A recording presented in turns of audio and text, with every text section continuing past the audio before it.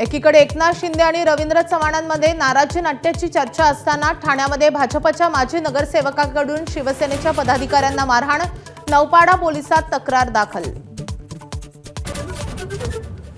मुंबईत मवियातली फाटाफूट रोखण्यासाठी शरद पवारही ॲक्शन मोडवर।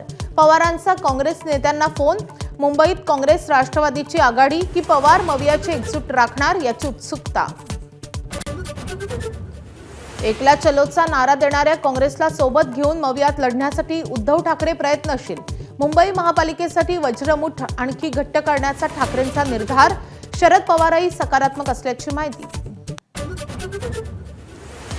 मुंबई महापालिकेच्या भाजपच्या अंतर्गत सर्वेत 100हून अधिक जागा मिळण्याचा अंदाज। विरोधकांच्या बालेकिल्ल्यातही सुरुंग लावण्याची भाजपची रणनीती।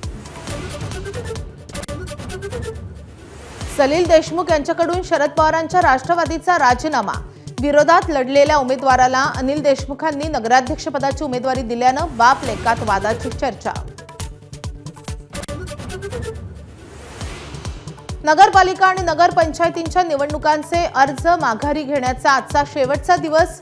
अनेक बंडखोर आणि अपक्ष उमेदवारांचे मनधरणीचे प्रयत्न सुरू। काय समीकरण ठरणार याची उत्सुकता। पुणे जिल्ह्यात राजगुरुनगरमध्ये नगरसेवक पदाच्या एका जागेसाठी 1 कोटींची बोली लागल्याची चर्चा। सत्ताधारी विरोधकांचं साटलोटं असल्याची चर्चा। पुण्यातल्या 16 वृद्धांच्या हेळसांडीची चौकशी होणार। एबीपी माझाच्या बातमीची सरकारकडून दखल।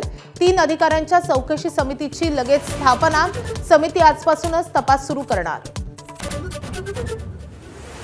पुण्यात अनेक दिवस उघड्यावर ठेवलेल्या 13 वृद्धांची सुटका।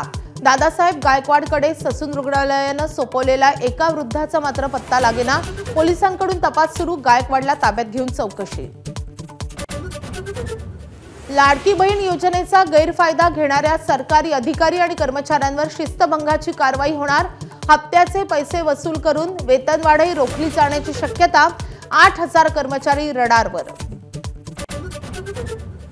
कल्याण डोंबिवलीतल्या 64 बेकायदा इमारतींचा मुद्दा पुन्हा हायकोर्टात। हातोडा चालवण्याच्या हायकोर्टाच्या आदेशांची अंमलबजावणीच नाही।